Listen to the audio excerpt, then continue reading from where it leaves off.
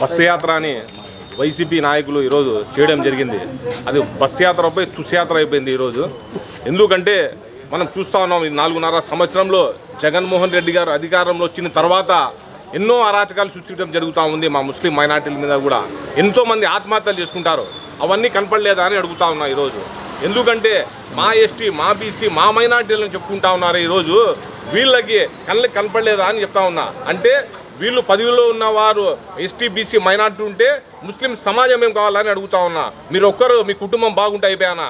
ప్రతి ఒక్క ముస్లిం సమాజం ఈరోజు రోడ్ల మీద వచ్చి నిరసన కార్యక్రమం చేస్తూ ఉన్నారు.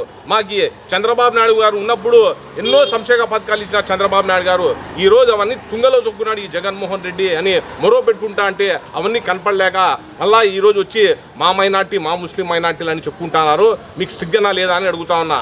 ఎందుకంటే జగన్మోహన్ రెడ్డి గారు వచ్చిన తర్వాత, అధికారంలో వచ్చిన తర్వాత చంద్రబాబు నాయుడు గారు కడపలో హజ్ హౌస్ కట్టితే దాదాపు 40 కోట్లు ఖర్చు పెట్టి ఈ రోజుకి కూడా హజ్ హౌస్ ఓపెన్ చేయలేని దద్దమ్మ ముఖ్యమంత్రి జగన్మోహన్ రెడ్డి.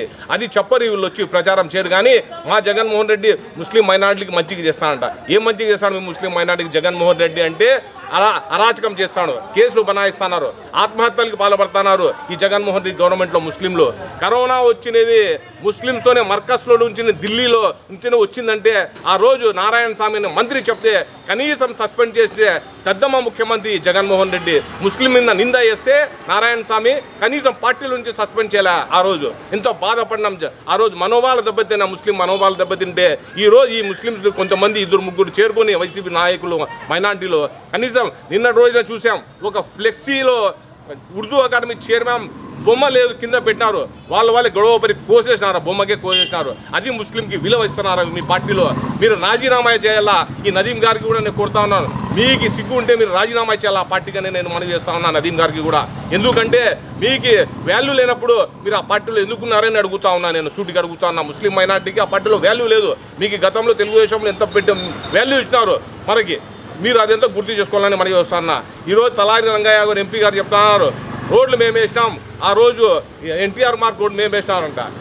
ప్రభాకర్ చౌదరి గారు ఆ రోజు రోడ్డు వేయడం జరిగింది. అదేవిధంగా NTR mark road, Sharada Nagar road pending ఉంటే ఆ రోజు ప్రభాకర్ చౌదరి గారు ఎమ్మెల్యే ఉన్నప్పుడు ప్రమాణ స్వీకారం వెంటనే ఆ రోజు క్లియర్ చేయడం జరిగింది. ఏటీపీ రోడ్ అయితేనేమి, శారదానగర్ రోడ్ అయితేనేమి ఎన్నో రోడ్లు తెచ్చిన ఘనత ప్రభాకర్ చౌదరి అన్న గారి. ఈ రోజు ఒక్క రోడ్ అన్న నిర్మాణం చేశారా వెంకటరామరెడ్డి గారిని అడుగుతున్నా, సూటిగా అడుగుతున్నా. ఒక్క రోడ్ అయితే ఒక రోడ్ నిర్మాణం చేశారా మీరు అని అడుగుతా ఉన్నా. ఈరోజు అన్నీ నాశనం చేసిన వ్యవస్థలన్నీ నాశనం అయిపోయినాయి. చంద్రబాబు నాయుడు గారు ఉన్నప్పుడు కియా ఫ్యాక్టరీ తేవడం జరిగింది. అంత పెద్ద సంస్థ దాని అనంతపురం జిల్లాకి. మీరు ఖచ్చితంగా ఒక్కటన్నా ఒక అగ్గిపెట్టి ఫ్యాక్టరీ ఇచ్చారా అని అడుగుతా ఉన్నా, సూటిగా అడుగుతా ఉన్నా, జగన్మోహన్ రెడ్డిని అడుగుతా ఉన్నా. ఎందుకంటే ఖచ్చితంగా రాబోయే రోజుల్లో నారా చంద్రబాబు నాయుడు తిరిగి ముఖ్యమంత్రి అయితేనే మన ఆంధ్రప్రదేశ్ బాగుపడుతుంది, మా భావితరాలు బాగుపడతాయని కూడా నేను మనవి చేస్తా ఉన్నా.